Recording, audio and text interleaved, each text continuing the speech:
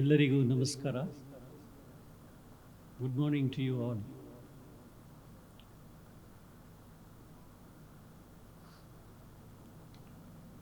Poetry conferences are very normal in European countries and South American countries. I have attended a few of them in Nicaragua and in Venezuela and even Israel also, because my poems have been translated into Spanish. They have invited me, but such poetry festivals, they call it, in such bigger scale, as I see, doesn't happen in India. But this is the one. For my surprise, I heard that there are 100 poems, 100 poets coming here to recite poems. It's a very happy occasion for me. I was thrilled when I was invited to attend this function. I am very happy and I am grateful to my student friends who have invited me for this.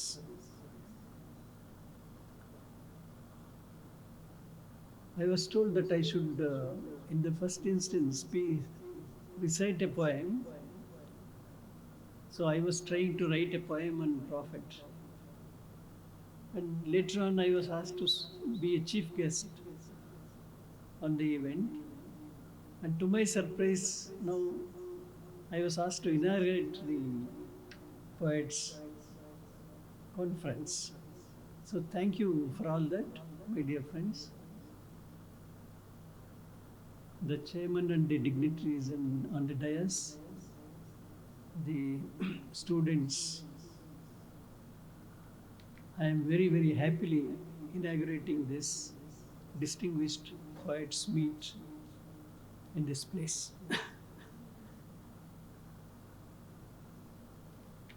I congratulate you for arranging the whole event and especially for including Kannada event also from this year. I'm told that it has been going on for a very long time. So our Kannada friends have started including Kannada poetry and calling Kannada poets also here. I would like to tell briefly about the history of Kannada poetry. As you know, the Kannada is the oldest and richest language after Tamil. Pampa is the Adikavi to us. And he has written two major epics. One is Adi Purana and the other is Pampa Bharata, we call. The first available book in Kannada is Kaviraja Marga. It was in 10th century, written in 10th century by Sri Vijaya.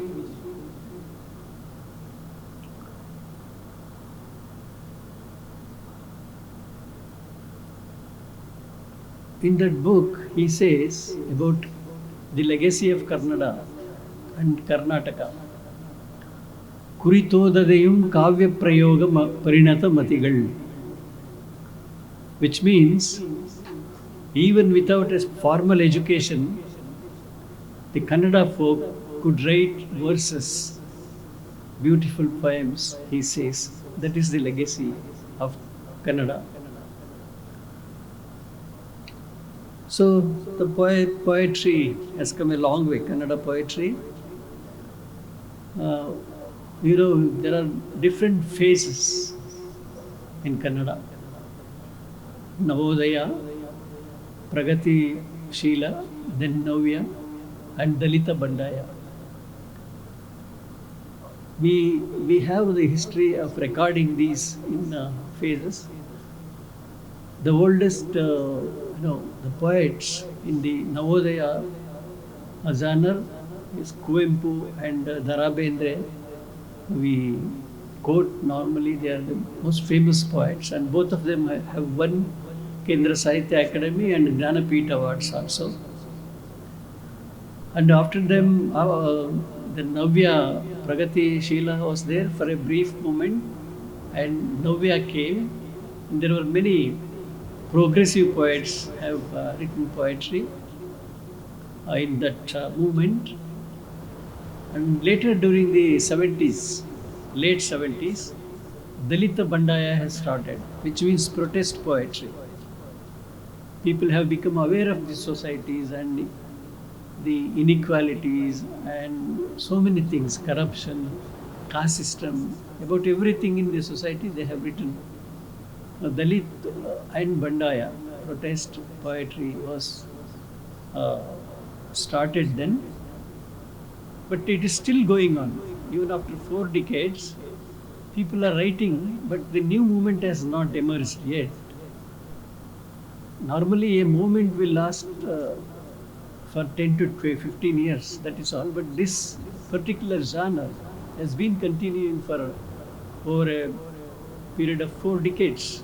But there is a change in the language, in the idioms, in approach, different hues and colors are there. And Kannada has bagged 8 Jnanapith awards so far. 8 Jnanapith Prashasti bandide.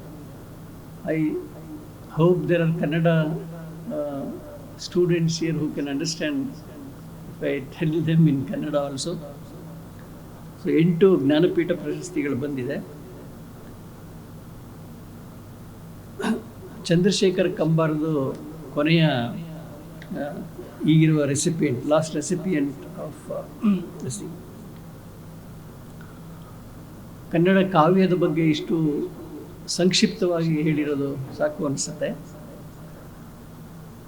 Now I would like to tell you something what I know about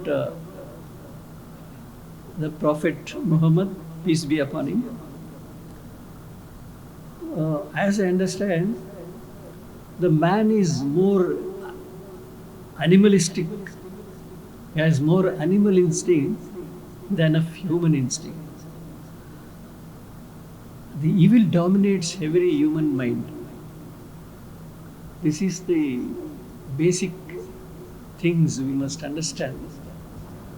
So that was happening before the great souls have arrived in this world to preach their own,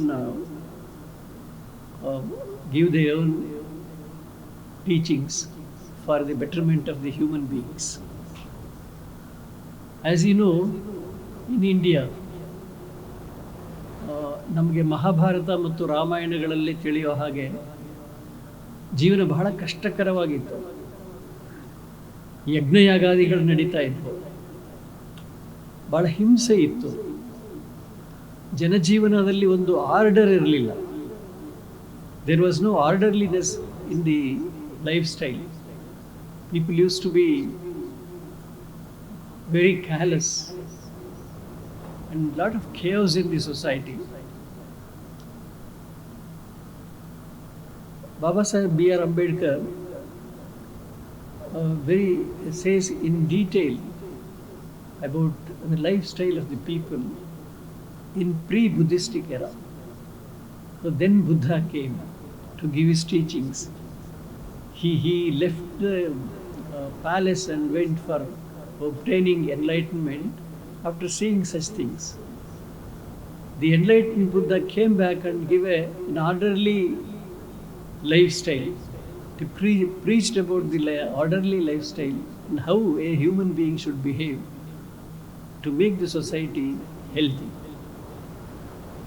So, there were sacrifices in yajnas, the sacrifice of animals and in some cases human beings. And people were drinking and they were gambling. A lot of such things were there. Then, after the arrival of Buddha, everything changed in India. Likewise in Arab land also, you know better than me that if any girl child is born, she was buried in the sands.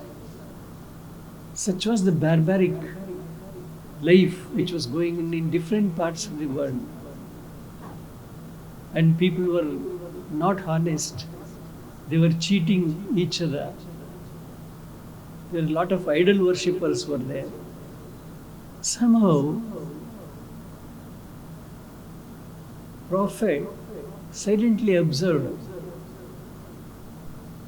till he attained 40 years of age. People say, no, he was an uneducated man.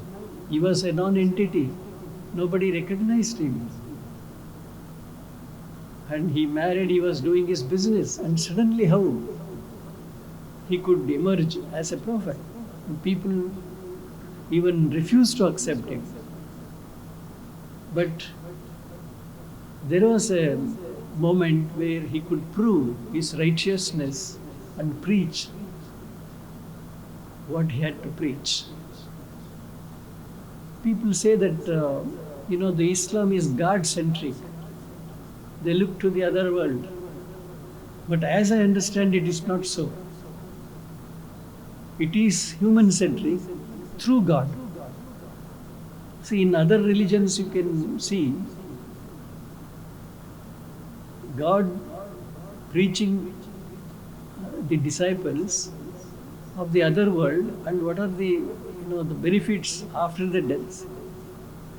But Buddha or the Prophet Muhammad have preached whatever is good to the society, that the society where we live in, the society where we have to spend day in and day out. So they are all the human, for the human goodness they have preached. I like these 5 basic principles he has given to the human society. Among them is the monolithic, the one God and oneness. There is no God but God. That is the essence of this religion. And the other thing I like is the zakat, the dana we say. So the charity. That's where in Buddhism there are 3 principles. He says that which should be avoided. That is lobha, dvesha and moha. Lobha is greed, dvesha is hatred, moha is delusions. He says these 3 things. So the rest of his teachings is concentrated on removing these 3 negative things in the minds. So here also Prophet says that 3 things are very important. One should share his wealth with the others. The essence of zakat is to share with your own people and with others if you have more. So that is one good thing. The other thing is, which I liked most, the universal brotherhood, ಭ್ರಾತೃತ್ವ. ಕನ್ನಡದಲ್ಲಿ ಭ್ರಾತೃತ್ವ ಅಂತ ಕರಿತೀವಿ. I think this is the one factor for which the whole world is jealous of Islam, because no other religion says the universal brotherhood. They say brotherhood, but they do not practice so much as the Muslims practice it, as I understand. You go to any corner of the world. I have traveled many countries, and they do namaz in the same way. They greet in the same way, and they turn towards Mecca and pray. That is the speciality of this religion, which is, which makes other people feel jealous about you. So this I have observed. There are a lot of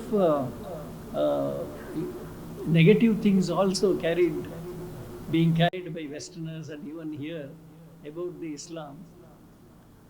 I have observed very carefully during the Corona times how people behaved in those times. The real characters of all the religions have come out then. People were dying where they were. As they wherever they are. Once they are affected, they are taken to the hospitals. And you have heard and you have read in papers. There were many corpses, the dead bodies, thrown into the rivers, and there were no askers, no tellers. And in Hinduism, some higher caste some caste people do not like to see or touch their own kith and kin when they are dead. That happened. The corpses were rejected. They were thrown. They were left in the hospitals without care, without even inquiring about. Then these youths have come. They have formed small groups throughout India, as I have read in the papers, and they did this job. They collected the bodies which were rejected, took to the graveyards, and they themselves buried in the funeral. I give you some 2-3 incidents which is very interesting. In Madhya Pradesh, there was a judge. His father died due to COVID.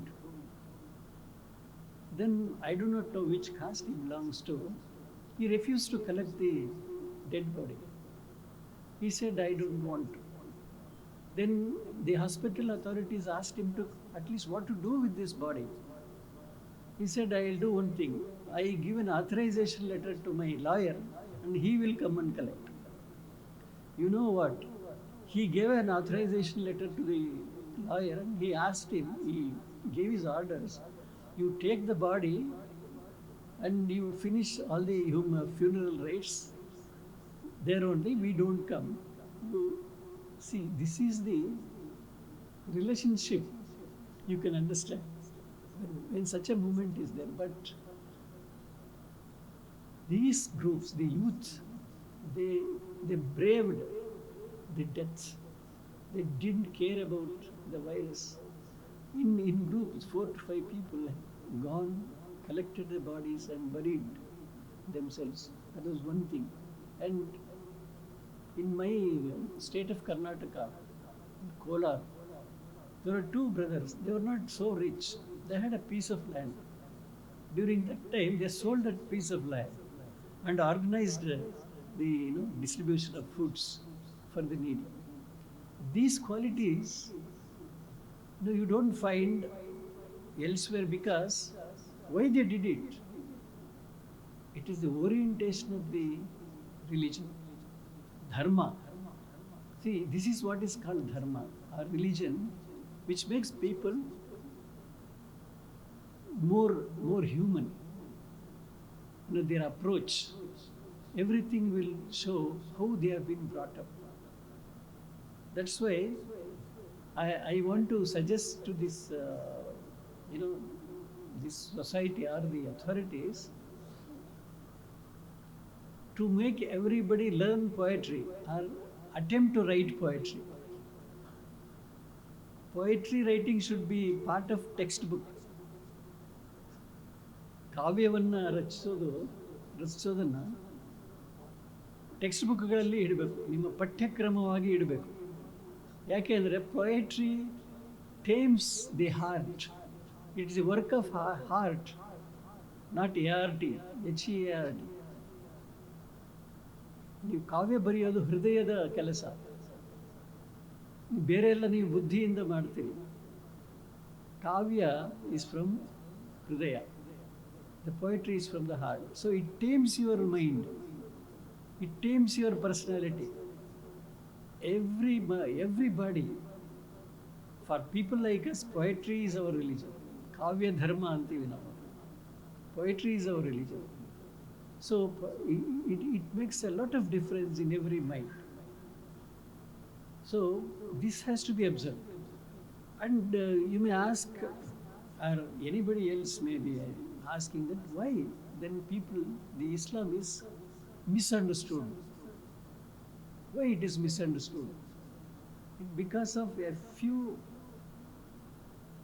people of extreme elements. That extremists are there everywhere in all the religions, but this is very much highlighted because the Muslims are united, they are well behaved, they are well taught. Of course,